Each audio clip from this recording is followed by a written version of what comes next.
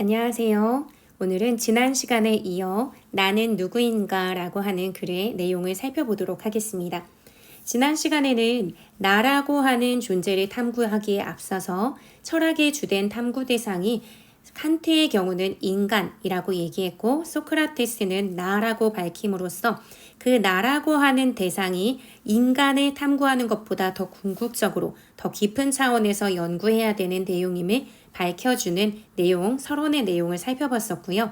그러면서 나라고 하는 존재에 대해서 탐구해야 하지만 사실 사람들은 나라고 하는 존재가 탐구하기 사실 굉장히 어렵잖아요. 이걸 우리가 봤던 부분에서 직접 이야기하고 있진 않지만 그러다 보니까 나가 아닌 다른 존재에 대한 연구 이런 것들이 더 먼저 시작했다라는 측면에 고대 그리스 철학 기원전 6세기에서 기원전 5세기로 변화되어가는 그 과정을 통해서 설명을 해줬습니다. 하지만 그 나라고 하는 존재에 대한 탐구가 선행이 되거나 아니면 제대로 알지 못하면 사실상 자연이나 우주, 신이라고 하는 여러 대상에 대해서도 가치롭게 이해할 수는 없기 때문에 나라고 하는 존재를 이해하는 게 사실 반드시 필요하다라는 그 필요성에 대해서도 언급을 했었어요.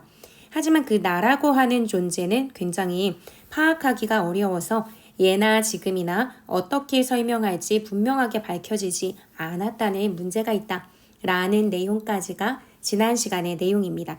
그러면 오늘은 교과서 105쪽을 한번 볼게요. 논리적으로 따져본다면 가장 기본적인 것을 가장 먼저 알아야 하는데, 그러니까 철학의 어떤 탐구를 할 때 논리적으로 따져본다면 가장 기본적인 것, 가장 알아야 하는 것을 먼저 알아야 된다. 즉, 나는 누구인가? 이거를 탐구하려고 하는 거니까 나라는 존재가 누구인지 가장 먼저 알아야 되는 게 맞는데 왜 인류는 가장 먼 것부터 탐구했는지. 여기서 가장 먼 것은 뭘까요, 그러면? 나 이외의 것이겠죠. 나라는 존재가 아닌 것들.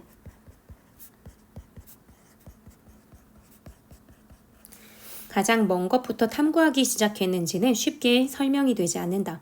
왜 옛 사람들은 인간이 아닌 우주나 자연이나 신을 먼저 탐구했을까? 이런 거에 대해서 쉽게 설명이 되지 않는다고 이야기하죠.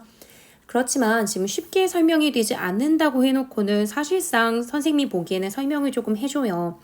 나라고 하는 존재는 탐구하기가 어려워서 라고 하는 이야기를 하려는 것 같거든요. 뒷부분을 보시면 이제 알 수 있는데요. 사실 나라고 하는 존재는 온전히 사적인 것이다 라고 얘기하면서 나라고 하는 철학에 있어서 궁극의 탐구 대상인 그 나라고 하는 대상이 왜 어려운 것인지를 좀 밝혀줘요. 나라고 하는 존재는 온전히 사적이다. 다시 말하면 나라고 하는 존재는 누구든지 관찰하고 연구할 수 있는 대상이 아니라는 의미다. 그러니까 예를 들면 만약에 여러분 앞에 책이 있어요. 지금 같이 수업을 들으면서 책이 있다라고 생각한다면 그 책이라고 하는 대상은 누구든지 관찰할 수 있고요. 누구든지 연구할 수 있어요. 그래서 무언가를 공부하거나 지식을 축적하기 위해서 종이로 만들어지고 그 위에 활자들이 쓰여져 있는 어떤 지식의 총체라고 하는 식으로 책을 설명하는 것 어렵지 않을 수 있어요. 하지만 지금 이 순간 영상으로 수업을 듣고 있는 여러분 자신 한 명 한 명 한 명들은 굉장히 개성이 있고 다 개별성, 다양한 존재들이 있거든요. 그러다 보니까 지금 이 순간 여러분에게 선생님이 수업을 하고 있지만 선생님이 여러분을 관찰하고 있지 못해요. 그러니까 꾸벅꾸벅 졸고 있는지 다른 걸 하고 있는지 전혀 파악이 되지 않는 거죠. 그러니까 나라고 하는 존재는 이 말 그대로 온전히 사적인 개별적인 존재이기 때문에 누구나 다 관찰해서 이런 존재는 어떤 존재야, 이런 사람이라는 존재는 어떤 인물이야 라고 하나하나 다 명명백백히 밝힐 수가 없다는 거예요. 그러니까 철학의 주된 연구 대상이 있고 여기서는 궁극의 연구 대상이 나라고 얘기했잖아요. 그러면 연구 대상 나라는 존재가 요걸 지금 설명하는 부분이에요. 제가 지금 1이라고 번호 달아놓은 것부터 보자면 그 나라고 하는 존재는 누구나 다 두루 보편적으로 관찰할 수 있는 대상이 아니다. 즉 보편성이 없고요. 굉장히 사적인 대상, 개별성, 개별적인 존재다. 그렇기 때문에 연구 대상으로서 좀 어려워. 파악하기가 어려운 거예요. 나 자신을 모두 다 모여서 이윤정이란 사람은 어떤 사람이야, 뭐 누구누구는 어떤 사람이야 하고 다 들러붙어서 연구하진 않잖아요. 그러기 쉽지 않고요. 만약에 그렇게 누군가가 저를 연구한다면 저의 어떤 본연의 모습, 진솔한 모습을 다 보여주지도 못하겠죠. 그렇기 때문에 나라는 대상은 사실상 연구하기가 어려워요. 또한 나라고 하는 존재는 잡히지 않는 대상이다. 나라는 존재는 나의 몸 어디에 존재한다고 꼭 집어낼 수 없기 때문이다. 그러니까 우리가 뭐 나라는 존재가 있어요. 나라는 존재가 있을 때 이 인물에서 어떤 부분이 나일지, 손톱에 나라고 하는 존재가 들어가 있는지, 심장에 나라고 하는 존재가 들어가 있는지, 발에 있는지, 얼굴에 있는지, 머릿속에 있는지 사실 알 수 없죠. 나를 누군가가 딱 볼 때 나라고 하는 존재는 머리만 연구하면 돼. 뭐 손톱만 연구하면 돼. 심장만 연구하면 돼. 발가락만 연구하면 돼. 이렇게 할 수가 없는 거예요. 딱 잡히지 않는 거죠. 그래서 내가 혹시라도 불의의 사고로 뭐 팔이나 다리를 잃는다 한다고 해서 나 자신이 사라지는 것은 아니거든요. 그러니까 눈에 구체적으로 보이는 어떤 측면만 연구할 수 있다면 시각이나 촉각이나 다양한 감각에 의존해서 관찰이 가능할 텐데 그게 되지 않는 게 나라고 하는 존재의 특징이에요. 즉 구체성이 없죠. 그리고 구체성이 없는 것의 반대를 추상적이라고 하죠. 머릿속에 어떤 개념이나 관념으로만 존재하는 추상적인 존재예요. 그러다 보니까 이 존재가 어떤 존재인지 연구하고 탐구하는 것이 어려울 수밖에 없어요.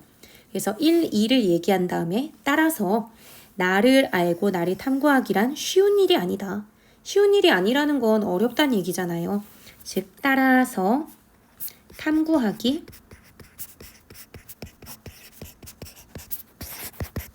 어렵다, 어려움이라고 이야기하는 거죠. 그러니까 연구 대상으로서의 나의 특징은 보편적이지 않고 개별적인 인물이고 그리고 구체적이지 않고 추상적이기 때문에 탐구하기가 어렵다라는 특징을 갖고 있다라는 걸 이 단락에서 밝히고 있습니다. 네, 이렇게 탐구하기가 어렵기 때문에 옛날부터 학자들은 자신을 알 수 있는 길, 즉 나를 파악하는 거죠. 연구 대상으로서의 나. 이걸 파악하는 방법으로 내성을 이야기했대요. 근데 내성이라고 하면 우리 어떤 말인지 잘 모르잖아요. 그래서 여기 쉽게 풀이가 되어 있죠. 마음의 눈으로 자신을 들여다보는 방법. 이게 유일하다라고 여겨졌대요. 그래서 조금 정리를 해보자면 나라고 하는 존재를 탐구하기 어려워. 근데 그걸 탐구해야 되는 역할을 열심히 하는 분들이 학자들이잖아요. 그렇기 때문에 학자들 나름대로 방법을 찾아본 거예요. 학자들이 찾은 탐구 방법. 그게 바로 내성이다 라고 보는 거죠. 내성이라 함은 마음의 눈으로 자신을 들여다보면서 내가 어떤 존재지? 구체적 실체가 없으니까 마음으로 들여다볼 수밖에 없잖아요. 그렇게 내가 어떤 존재지 하고 생각했다는 거예요. 하지만 철학자들은 내성이라고 하는 나름의 그 대안에도 많은 어려움이 있다는 것을 깨달았대요. 왜지? 라고 이제 궁금해해야겠죠. 그것을 이제 근거로 들면서 영국의 철학자 흉을 이야기합니다. 흉은 내성을 통해 자기를 들여다보면 나 자신만이 아닌 이제까지 내가 경험한 것들만 나타난다 라고 얘기했대요. 근데 우리도 생각해보면 내가 잘 살고 있나? 내가 이 행동을 잘 한 것일까? 라고 나 자신을 들여다보다 보면 내가 했던 행동이나 말이나 경험했던 사건 이런 것들을 떠올리게 되잖아요.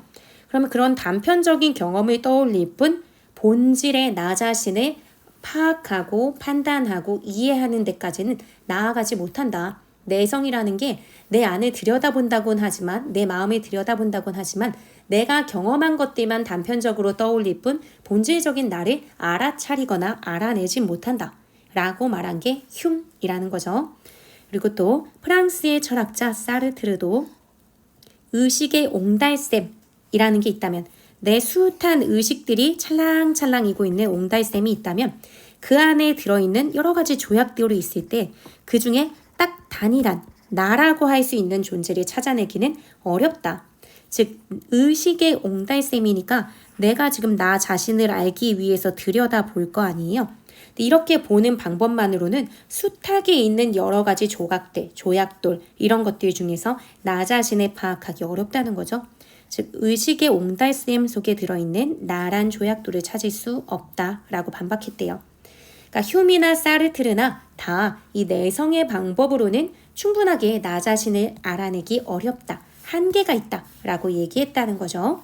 그래서 그걸 정리하면 내성이라는 방법을 찾았지만 이 방법에는 한계가 있다. 단순히 한계가 있어 라고 글쓴이 혼자서 문제 제기를 하면 왜? 뭐 때문이야? 뭐 근거가 있어? 라고 할 수 있으니까 있어 라고 하면서 이제 근거를 드는 거죠.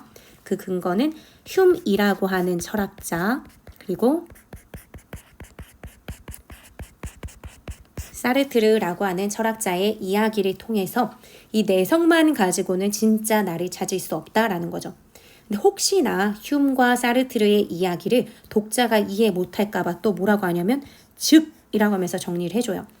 내성의 방법으로는 나의 의식 속에 들어있는 수많은 경험들을 나의 경험으로 만드는 그 본질로서의 나를 찾을 수 없다는 것이다 라고 얘기하면서 내성이 가지고 있는 한계, 문제에 대해서 다시 한번 짚어주죠. 여기서 한계가 있다는 거 이미 봤는데 여기에서 보면은 내성의 방법으로는 어떻게 할 수 없다 라고 하면서 한계를 다시 한번 정리를 해줍니다. 근데 이 말도 사실상 쉽지는 않아요. 의식 속에 들어있는 수많은 경험을 나의 경험으로 만드는 본질로서의 나? 하나하나의 개념들이 사실상 다 어렵죠. 근데 이것은 결국 뭐냐면 아까 뭐 의식의 옹달샘 이렇게 얘기하거나 나의 어떤 경험 이런 걸 얘기했잖아요. 굉장히 나 자신을 돌아볼 때 다양한 경험들을 떠올리게 될 텐데 그 경험들은 사실 어떻게 보면 객관적이고 누구나 똑같이 경험하는 게 있을 수 있어요. 지금 이 순간 여러분들이 수업을 듣는다 생각하면 그것 자체가 하나의 경험일 텐데 그것이 어떤 A라는 학생에게는 가치 있고 의미 있을 수 있지만 또 다른 친구 B라는 아이에게는 이거는 쓸모없다, 듣고 싶지 않아, 시간아 달려라 막 이렇게 생각할 수도 있거든요. 그렇다면은 동일한 경험, 수많은 경험이 있다고 할 때 그것이 나의 경험으로서 특별하게 느껴지게끔 만드는 것은 사실은 나 자신의 특별한 요인이 있을 수 있어요. 나는 어떤 뭐 이 철학적인 것에 관심이 많다든지 아니면은 수업 자체가 나에게 굉장히 필요하다 생각한다든지 아니면 어떤 친구들은 이거 나한테 필요 없어. 이거 왜 듣는지 모르겠어. 나는 그냥 다른 거 하고 싶어. 라고 생각할 수도 있거든요. 그러다 보면 그 안에 가장 중요한 매개자가 바로 진짜 참다운 나 자신이겠죠. 근데 그렇게 나 자신으로 나의 의미 있는 경험으로 만들어내는 그 본질의 나 이것을 설명하는 데에는 나 스스로의 내면만 들여다보는 내성 자체로는 충분히 설명이 안 된다라고 보는 거겠죠.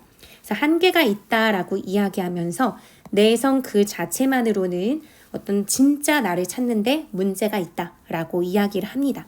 그래서 그걸 정리를 해주자면요. 여기 아래에 자리가 약간 좁을 것 같기는 한데 여기에다가 내성, 이 내성으로는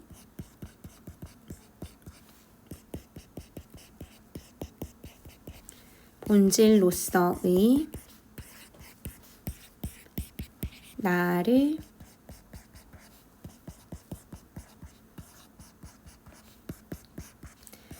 찾을 수 없기 때문에 내성만 가지고는 진짜 참다운 나를 찾을 수가 없어서 그렇기 때문에 한계가 있다 라고 휴미나 사르트르 이런 사람들이 이제 지적을 하는 거죠.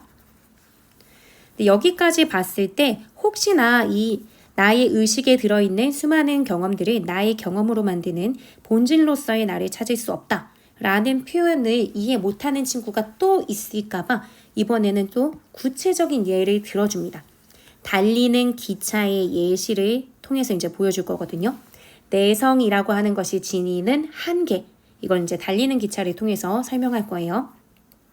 달리는 기차 안에서 아무리 마룻바닥을 내려다본다 한들 기차가 달리는지 정지해 있는지 알 수 없고 기차의 속도가 어느 정도 되는지도 알 수 없다. 이것과 비슷하게 우리가 우리 자신만 들여다보아서는 스스로를 정확하게 알 수 없는 것이다. 우리가 우리 자신만 들여다보는 것, 이것이 바로 내성이잖아요. 이 내성만으로는 이 스스로가 나잖아. 이 나를 정확하게 알 수 없는 것이다. 그러니까 기차를 예로 들면서 이제 설명해 줬어요. 그러니까 만약에 정말 슬프게도 여러분들이 이 내용을 이해 못했어요. 그렇다면은 달리는 기차 예시를 통해서 이해하면 되는데 이 기차 예시도 혹시나 이해를 못했어요. 그러면 이걸 통해서 보면 돼요. 왜냐하면 여기 지금 보면 기차 예시를 얘기하면서 그와 비슷하게 우리가 우리 자신만 들여다보아서는 스스로를 정확하게 알 수 없다. 즉 내성만으로는 나 자신을 파악할 수 없다. 라는 이 얘기를 요렇게 저렇게 요렇게 지금 3번에 걸쳐서 얘기하니까 이게 글쓴이가 생각하는 좀 핵심적인 내용이라고도 볼 수 있을 것 같아요. 기차 얘기가 지금 나온 걸 그냥 제가 읽기만 하고 설명을 안 했기 때문에 이 부분을 좀 설명을 해드리자면 달리는 기차가 우리의 인생이라고 본다면 우리가 살아가는 삶이라고 생각을 한다면은 그 기차 안에 있는 게 나잖아요.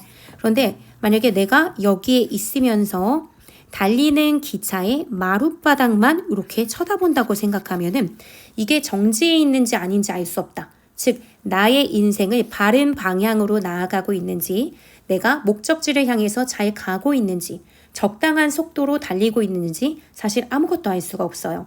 그렇기 때문에 사실은 내성, 이 기차의 밑바닥만 살펴보는 게 내성이겠죠. 자기 스스로를 살펴보는 거.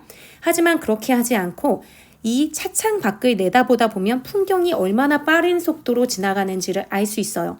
그러니까 속도를 알 수 있고 바닥의 울림, 덜덜덜덜 막 이렇게 흔들리겠죠? 그러면 내 몸으로 진동돼서 느껴지는 그 울림을 통해서 아 기차가 가고 있구나, 얼마나 빨리 가고 있구나 라는 것을 알 수 있게 되겠죠.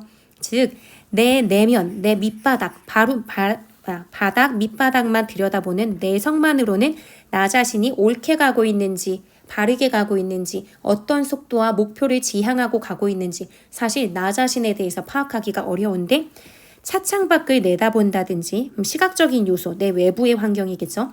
그 바닥의 울림, 촉각적인 것는 뭐 나의 다른 감각으로 볼 수 있는 외부의 환경일 텐데 이런 것들을 다양하게 내가 살펴봐야만 나 자신이라는 인간이 어떤 존재고 어떻게 바른 방향으로 나아가고 있는지가 다 가늠이 된다는 얘기예요. 즉 내성, 나의 어떤 의식의 내면, 그것을 마음으로 들여다만 보는 것, 이것만으로는 나의 존재를 제대로 파악할 수 없다. 이걸 얘기하려고 달리는 기차 얘기를 한 거고 혹시나 그걸 이해 못해도 우리가 우리 자신만 들여다보면 안 돼. 그러면 나 스스로를 정확하게 알 수 없어. 라고 얘기하면서 또 한 번 짚고 넘어가면서 여기서 또 이야기를 해줬던 거예요. 그래서 이걸 통해서 철학의 연구 대상이 바로 나라고 하는 존재인데 그 나라고 하는 존재를 파악하는 것, 그래서 그것을 위해서 많은 학자들이 연구하고 내성이라는 것을 생각해봤지만 그것도 사실 쉽지 않구나 라는 것을 알게 되죠. 근데 우리 제목이 나는 누구인가 이거였잖아요. 그럼 지금까지 본 내용으로는 나는 누구인가 라고 하는 것을 찾아내는 답을 알려주지 않았죠.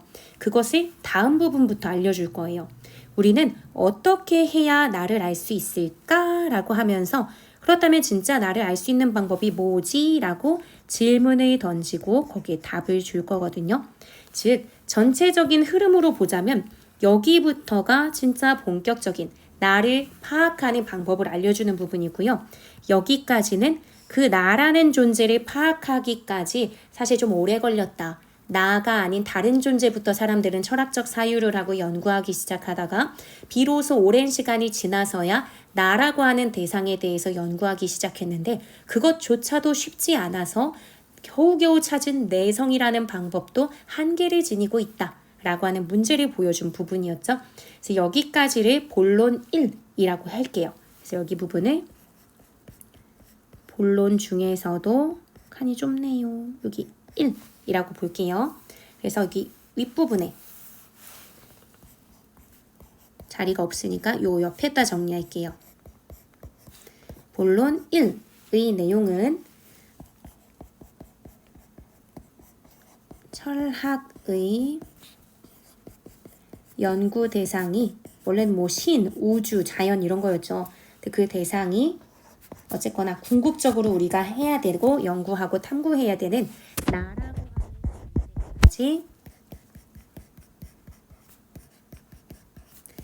발전하게 되는 과정을 그래도 꽤 비중 있게 이야기했었고요.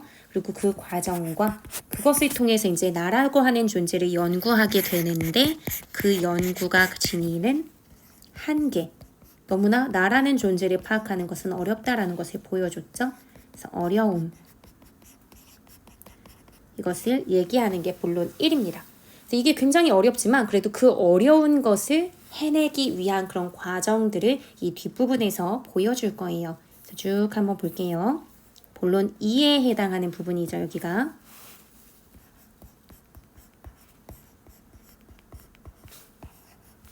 본론 2부터 한번 볼게요. 그렇다면 우리는 어떻게 해야 나를 알 수 있을까? 인류가 자연, 우주, 신보다 늦게 자신을 살피기 시작한 것이나 소크라테스가 너 자신을 알라 라는 게 철학의 시작이 아니라 철학의 궁극적 목적이라고 한 것도 다른 모든 것을 어느 정도 알아야 자신을 알 수 있기 때문일 것이다. 그러니까 이 말은 뭐겠어요? 다른 모든 것을 좀 파악을 해야 그 다음에 자신을 알 수 있다 라고 얘기하는 거죠.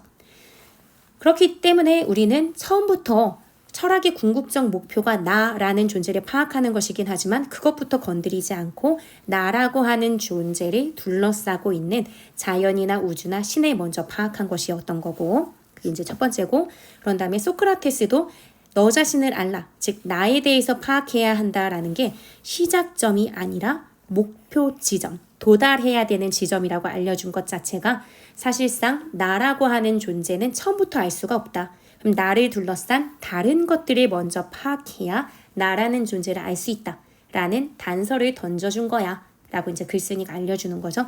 그러니까 다른 모든 것을 어느 정도 안다는 것, 요것이 나를, 진짜 나를 알기 위한 전제 조건이 되겠죠. 그래서 사실 철학이라는 것도 나부터 연구하기보다는 그 외의 것들을 먼저 연구했구나 라고 생각하고 깨달아 주시면 될 것 같습니다. 그래서 이와 관련해서 이제 부버라고 하는 인물이 이제 등장할 거예요. 나를 발견하는 것, 즉 나가 누구인지 아는 것은 나를 중심으로 한 다른 존재와의 관계 속에서 비로소 가능하다. 지금 앞부분에서 얘기한 것과 지금 연장선상에 있는 거죠. 나를 발견하고 나를 파악하려면 결국은 다른 모든 것을 어느 정도 알아야 나를 알 수 있는 것처럼 다른 존재와의 어떤 관계 속에서 내가 어떤 존재인지 파악해야 나를 발견하고 나라는 존재를 안다는 거죠. 그것을 보완해주고 좀 부연해서 설명해줄 수 있는 존재가 마틴 부버라는 사람이에요. 이 사람은 자신의 저서 나와 너라고 하는 책에서 너 혹은 그것이 없이는 나가 있을 수 없다고 하였다. 그럼 여기에서 너나 그것은 뭐겠어요? 여기서 말하는 다른 존재겠죠. 이렇게 다른 존재와의 관계 속에서 나라는 존재를 알 수 있다 했잖아요. 그러니까 너라는 존재나 또는 그것이라는 존재 속에서 나라고 하는 존재를 알 수 있다라고 이해를 해주시면 좋을 것 같아요. 그는 나가 가질 수 있는 기본적인 관계는 나와 너의 관계 또는 나와 그것의 관계 둘뿐이라고 하였다. 이거 둘 말고는 없는 거예요. 나라는 존재가 중심에 서 있다면은 나와 너라는 존재가 관계를 맺거나 또는 나와 그것이라는 존재가 관계를 맺는 것, 그것밖에 없는 거죠. 이 말을 통해서 여러분들이 좀 추측해줘야 되는 건 뭐냐면, 그럼 나와 나를 둘러싼 세상이 있을 때 나를 둘러싼 세상은 뭐하고 뭐 둘로만 나눌 수 있다라는 걸까요? 나를 둘러싼 세상은 너 아니면 그것, 이 두 가지로 나눌 수 있다는 것, 이렇게 해석할 수 있는 거죠. 근데 이 두 관계에서 좀 유의할 것은 뭐냐면 너와 관계를 맺는 나 그리고 그것과 관계를 맺는 나는 같지 않다는 것이다. 즉 나라는 존재는 우리가 보면 그냥 고정불변의 대상일 것 같지만 나라는 존재가 너와 관계를 맺을 때랑 그것과 관계를 맺을 때 다른 존재가 된다는 거겠죠. 같지 않다라고 했으니까. 그래서 이것은 나라는 존재가 불변하는 실체로서 존재하는 것이 아니라, 불변이 아니라 맺는 관계에 따라. 그럼 여기서는 누구와 맺는 관계일까요? 너 또는 그것과 맺는 관계겠죠. 너 또는 그것과 맺는 관계에 따라 바뀌는 특별한 존재임을 보여준다. 즉, 불변하는 존재가 아닌 가변적 존재라는 것을 보여주는 거죠. 너하고 그것, 둘 중에 하나, 누구와 만나느냐에 따라서 나의 정체성이나 의미, 이런 것이 달라진다는 거예요. 그럼 세상을 너 아니면 그것으로 나누는데요. 우리는 너하고 그것의 차이는 무엇이지? 라고 생각해 주면 좋을 것 같아요. 근데 그냥 우리가 막연히 생각하더라도 어떤 대상을 너라고 표현할 때랑 그것이라고 표현할 때 느낌이 다르잖아요. 여러분이 지금 보고 있는 뭐 컴퓨터든 패드든 뭐 핸드폰이든 이걸 보고 있는데 우리 이걸 보면서 너 이렇게 얘기하는 경우, 그리고 그것, 이것, 저것 이렇게 표현하는 경우 뭐가 사실 더 자연스러워요? 그거라고 보통 표현을 하죠. 사물, 즉 모든 그것을 모두 다 사물이라고 볼 수는 없겠지만 보통 그것이라고 하면 나하고는 심리적으로 조금 거리가 떨어진 존재 이렇게 볼 수 있거든요. 그러니까 너와 그것은 본질적으로 의미가 좀 다를 거예요. 그 부분에 대해서 이제 설명을 하기 시작하는 부분이 106쪽에 있는 부분이라고 생각하시면 됩니다. 그래서 넘어갈게요. 그것, 즉 돈, 집, 국가 혹은 그 사람 등 3인칭으로 표현되는 것들과 관계 맺는 것은 나의 일부일 뿐 전체가 아니다. 라고 하는 첫 문장이 나왔는데요. 여기서 일단 그것이라고 하는 것이 무엇인지 지금 설명을 해주죠. 그것, 즉이라고 하면서 그것에 해당되는 게 돈, 집, 국가 혹은 그 사람. 그 사람 하면 좀 멀리 있는 사람 같은 존재잖아요. 3인칭으로 표현되는 것들. 나와 굉장히 긴밀한 관계인 느낌은 아니죠. 이것들이라고 얘기하는 것으로 보아 우리가 앞서 조금 예측했던 것처럼 그것이라고 하는 것은 나와 진짜 친밀하고 어떤 뭐 마음이나 정서를 교류하거나 그런 대상은 아니겠구나 라는 것을 알 수 있습니다. 그것이라고 지칭할 수 있는 대상들을 지금 소개해줬죠. 그래서 이것과 관계를 맺게 되는 경우에는 그것들은 나의 일부일 뿐 전체가 아니다 라고 얘기하죠. 그것과 관계를 맺었을 때의 특징을 좀 정리해 볼게요. 첫 번째, 나의 일부일 뿐 전체가 아니야. 그러니까 내가 갖고 있는 돈은 내가 갖고 있는 물건이나 여러 가지들 중에서 일부가 되는 것뿐이지 전체는 아니잖아요. 나 자신이 돈은 아니죠. 내가 돈을 굉장히 중시 여길 수는 있지만. 그래서 여기 예를 들어서도 설명을 해줍니다. 예를 들어 내가 물건을 소유했을 때, 즉 뭐 돈이라는 것을 소유했을 때 나는 단순히 물건의 소유자로서의 나일 뿐, 그냥 1,000만 원 갖고 있는 나, 10원 갖고 있는 나, 이렇게 돈을 갖고 있는 나일 뿐 이거 자체가 나 전체를 설명해 주진 않잖아요. 즉 전체로서의 나는 될 수 없다 라고 이야기하죠. 내가 지금 가지고 있는 물건은 얼마든지 다른 사람이 소유할 수도 있어. 내가 갖고 있던 돈을 누군가에게 줄 수도 있는 거고요. 같은 액수의 돈을 다른 사람이 가지고 있을 수도 있는 거죠. 그러니까 다른 사람이 소유할 수 있다는 점에서 이 관계, 나와 그것의 관계겠죠.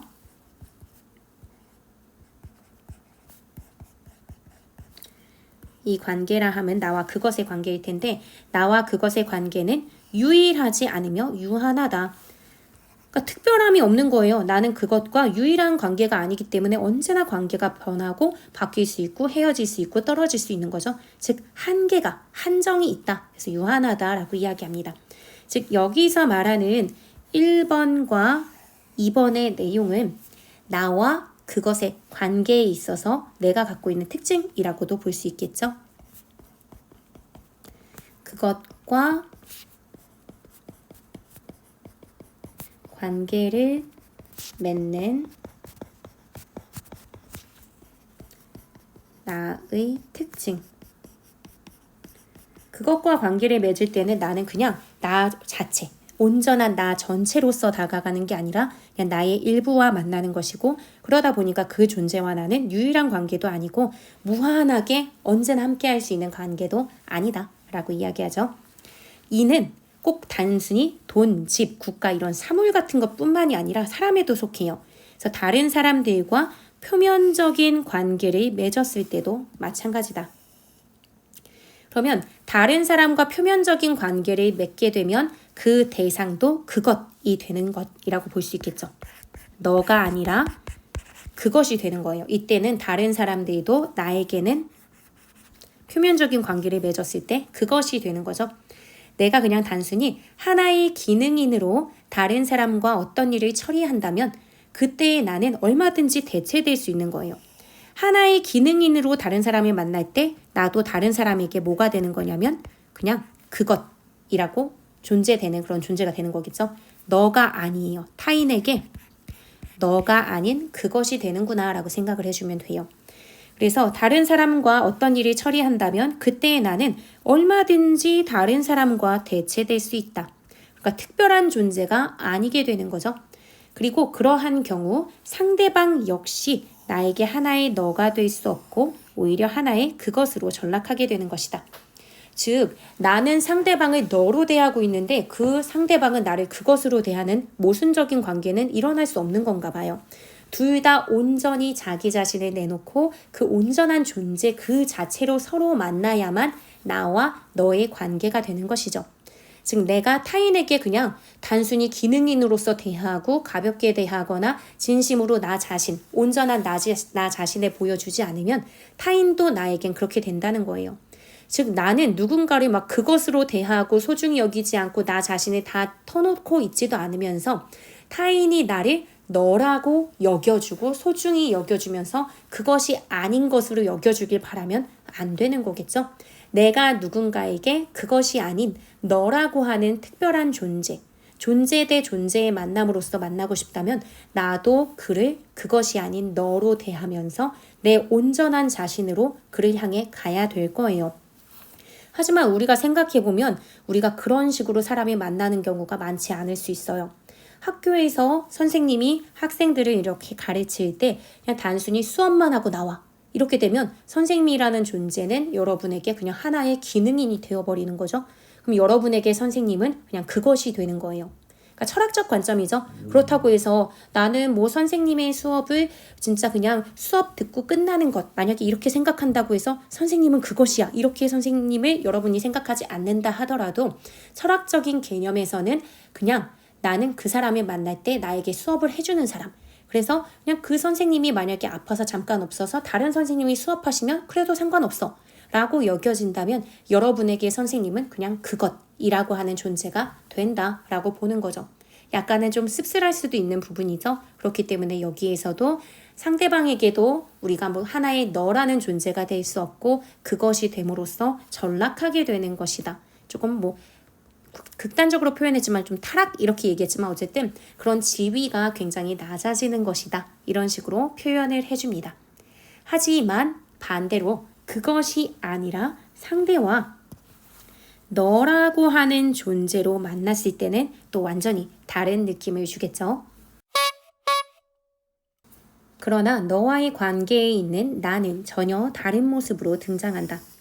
앞서서 그것과의 관계에 있는 나의 경우는 나의 일부일 뿐이지 전체를 다 드러낸 것도 아니고 유일하지도 않으면서 유한하다라고 했잖아요. 그것과는 전혀 다른 모습이라는 거죠. 그때, 즉 너와 만날 때의 나는 인격 전체이며 즉 너와 나 만날 때의 나의 모습, 특징을 얘기해 줍니다. 그러면서 다른 무엇과도 대체될 수 없는 유일한 존재이다. 나 자신으로 온전하게 만났기 때문에 그것 자체를 대체할 수 있는 동일한 것은 없다라고 볼 수도 있는 거겠죠. 그래서 여기 1번, 2번에 있는 내용은 너와 관계를 맺는 나의 특징 요걸 밝혀주는 부분입니다. 이어서 볼게요. 물론 나와 관계를 맺고 있는 너 역시도 그 인격 전체로서 나의 앞에 서게 되는 것이다. 조금 아까도 얘기했는데요. 내가 상대방을 너라고 대하게 되면 나의 온전한 모습을 다 보여주는 거고 너라고 하는 존재도 온전하게 파악이 되는 걸 거 아니에요. 그렇기 때문에 너라는 존재 역시 나를 그것이라고 취급하지 않고 이 너라고 하는 존재도 나를 너라고 여기면서 굉장히 자기의 온전한 모습을 다 드러내면서 유일한 존재로 다가선다는 거죠.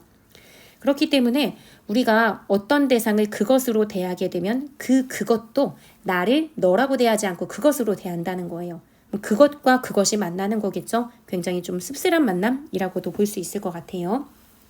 그래서 이어서 보면 나와 그것의 관계는, 그러니까 앞에서 했던 내용도 한번 짚으면서 지금 넘어가고 있는 건데요. 나와 그것의 관계는 주체와 객체의 관계이자, 즉 내가 주가 되는 거고 상대방은 나에게 온전히 들어오지 못해. 나 역시 그에게는 주체가 되지 못하고 객체가 그냥 되는 거죠. 나 자신을 그대로 드러내지 않으니까. 그러니까 서로 주체와 객체의 관계이자 차등의 관계, 동등하지 않은 관계라는 거예요. 그런데 이와 달리 나와 너의 관계는 주체와 주체의 동격 관계라고 얘기하죠. 그러니까 서로 나 자신을 온전히 드러내서 존재 그 자체와 존재 그 자체끼리의 만남. 그러니까 둘 다 주체가 될 수 있는 거죠. 그러면 동일한 관계, 그래서 동격 관계 이렇게 이야기하는 겁니다. 그래서 두 존재 모두 서로가 아니면 안 되는 유일무이한 존재가 되는 거죠. 그러한 대등 관계에 놓이게 되는 게 나와 너의 관계라고 볼 수 있어요. 그래서 그때의 나를 비로소 진정한 나라고 볼 수 있는 거죠. 이 그때라는 건 뭐겠어요? 앞에서 말하는 대등 관계에 놓인 거. 주체와 객체의 만남이 아닌 주체와 주체의 만남으로서 만났을 때의 나를 진정한 나의 모습, 나의 진정한 모습을 보여주는 것이라고 본다는 거죠. 그래서 이렇게 나와 그것의 관계, 그리고 나와 너의 관계, 이 두 관계가 굉장히 다르잖아요. 그래서 요거를 대조의 방식을 통해서 보여주죠. 하나는 주체와 객체, 하나는 주체와 주체, 그리고 하나는 차등의 관계, 하나는 대등의 관계라고 하면서 서로 다른 모습을 보여줌으로써 대조를 통해서 두 관계를 설명해 주죠. 여기서의 두 관계라 함은 하나는 나와 그것의 관계, 또 다른 하나는 나와 너의 관계라고 보시면 될 것 같습니다. 그래서 이거를 조금 더 또 예를 들어서 쉽게 설명을 해줘요. 이 글에서는 예를 다양하게 들면서 이해를 돕고 있죠. 예를 들어 직원 A가 있다고 하자. 그러니까 A라고 하는 존재는 나겠죠, 나. A는 회사 동료들과 함께 업무를 진행하고 있다. 이때 조직 안에서 회사 동료들과의 관계는 그 사람이 가지고 있는 직책, 내가 부장이냐 아니면 대리냐 과장이냐 이거에 따라서 만나게 되죠. 그래서 부장이었을 때는 위에서 뭐 어떤 프로젝트를 진행하고 뭐 명령을 하거나 시키거나 하는 그런 일들을 주로 할 거고, 대리의 경우는 어떤 일을 시켰을 때 주로 뭐 문서를 만들거나 일을 처리하거나 이런 일들을 많이 할 거예요. 그러니까 직책 또는 기능으로서 서로 만나게 되는 거고, 다른 사람이 그 자리를 대신한다 해도 그 관계는 크게 달라지지 않는다. 부장님이 그 위로 승진하거나 다른 데 가시게 돼서 다른 부장님이 오셔서 일을 지휘한다고 해서 회사가 막 그게 뭐 큰일 나고 그러는 거 아니잖아요. 그래서 직책 또는 기능으로 만나게 된다. 즉 이거는 내 존재 자체로 그대로 만나지 않았던 거예요. 내 인격 전체로 만나는 게 아니라 인격의 일부로만 만나는 거. 그러다 보니까 당연히 그 자리를 누군가 대신한다 해도 그 관계가 크게 달라지지 않는, 즉 유일하지 않고 한계가 있는 만남이라고 볼 수 있는 거죠. 그러니까 A라는 사람이 회사 내에서 자신의 그냥 직책이나 기능을 가진 기능인으로서 다른 사람을 만날 때는 그냥 나와 그것의 만남으로서 만나고 살아간다, 이 얘기일 거예요. 따라서 A와 직장 동료의 업무적 관계는 나와 그것의 관계라 할 수 있다. 그래서 아예 이렇게 관계를 정립해서 정리를 해주죠. 그래서 여기 지금 나와 있는 내용이 나와 그것의 관계를 예로 든 거고 앞서서 말했던 뭐 인격 전체냐 일부이냐 또는 유일하지 않은 거냐 유한한 거냐 라고 따졌던 내용이 이 예시에 그대로 적용이 됩니다. 이게 바로 이제 나와 그것의 관계라 한다면 그 다음으로는 나와 너의 관계를 이야기해 줘야겠죠. 그러나 라고 하면서 이제 그 다음 단계를 얘기해요. 그러나 A가 일을 마치고 나서 집에 들어왔을 때 아이가 아빠 하고 부르며 달려오는 것을 상상해보자. 이랬을 때 얘한테는 아빠로서 어떤 기능을 해야지 라고 생각하면서 특정한 나의 일부만 보여주기 위해서 뭐 애쓰거나 일부만 가지고 아이를 대하거나 하진 않잖아요. 아이가 다가오는 순간 그때 A와 아이는 단순히 아버지와 자녀라는 기능, 단순히 기능으로만 만난다고 하면 굉장히 좀 차갑잖아요. 그래서 이런 기능으로만 만나는 것이 아니라 인격 그 전체가 총동원되는 만남이다 라고 얘기해요. 즉 나와 너의 만남이자 나와 아이의 만남으로 보는 거죠. 나와 너가 아니라 지금 나와 나의 만남이라고 하는 게 조금 특이할 수 있는데요. 이때 나의 경우는 아버지일 거고 이때 여기에 나는 자녀겠죠. 그렇다면 아버지로서의 나는 자녀를 너로서 만날 거예요. 즉 온전한 나 자신을 보여주는 거죠. 자녀도 마찬가지로 온전한 나를 보여주면서 아버지가 나에게는 그것이 아니라 너가 되는 거죠. 아니 어디 아이가 뭐 아빠한테 너라고 해 이런 개념이 아니죠. 철학에서의 개념인 너라고 하는 것은 온전하게 나 자신을 보여주면서 또 다른 온전한 자신을 보여준 상대방을 만날 때 그 대상을 너라고 하잖아요. 그러니까 한 명 한 명 개별로 보면 아버지도 그것이 아니라 너로서 온전한 나 자신을 보여주는 거고 자녀도 온전한 나 자신의 모습을 보여주는 거예요. 그러니까 나와 나의 만남이자 너와 너의 만남이라고도 볼 수 있는 거죠. 그래서 여기까지를 이제 나와 너의 만남 또는 뭐 나와 나의 만남이라고 해서 우리가 진짜 나 자신이 누구인지 파악할 때 진짜 본질적인 나를 보여줄 수 있는 그 만남을 이야기합니다. 그래서 여기까지가 본론 2에 해당이 돼요. 오늘은 여기까지 할 건데요. 여기 내용 정리하고 마무리 지을게요. 나는 누구인가를 파악하는 게 굉장히 어렵다고 했잖아요. 나 자신이 누구인지를 알려면 나보다도 그 외의 것들의 관계를 통해서 파악해야 한다라는 게 이제 글쓴이의 관점이었죠. 그 관계를 봤을 때 나와 그것의 만남 속에서는 나의 진정한 모습을 알 수 없어. 왜냐면 나의 일부분만 보여주니까. 하지만 내가 나를 잘 들여다볼 수 있고 나 자신을 온전히 보여줄 수 있는 너라는 존재를 만나서 그와의 관계 속에서 내가 어떤 모습을 보이는지 그거에 파악하고 깨닫다 보면 진정한 나를 알 수 있게 되는 거겠죠. 그래서 본론 2, 이 부분을 정리해 보자면요. 나를 알기 위한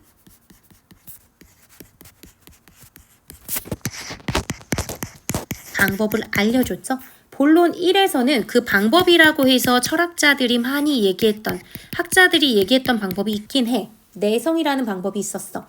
하지만 그 방법으로는 온전한 나를 제대로 알 수가 없어. 온전한 나를 제대로 알려면 나를 둘러싼 것들과의 관계를 알아야 돼.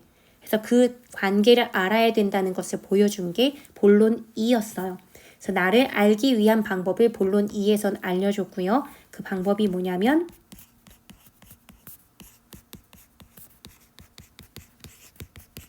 다른 존재와의 관계를 통해서 알 수 있다. 이런 얘기를 했죠. 그래서 여기까지가 본론 2에 해당이 되고요. 내용이 막 여러분들한테 재밌어, 흥미진진해 하는 그런 내용은 아닐 수는 있어요. 하지만 우리 자신을 돌아보고 알아가는 과정은 꼭 교과 때문에 또는 뭐 시험 때문에 알아야 되는 것뿐만이 아니라 우리의 인생을 제대로 살기 위해서도 꼭 알면 좋은 내용들이니까 여러분 스스로 그럼 내 주변의 관계가 어떻지? 내가 그 관계를 어떻게 맺어가고 있지? 그 속에서 보여지는 나의 모습은 뭘까?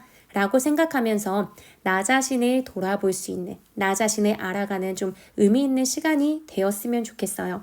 그래서 오늘은 여기까지 하고요.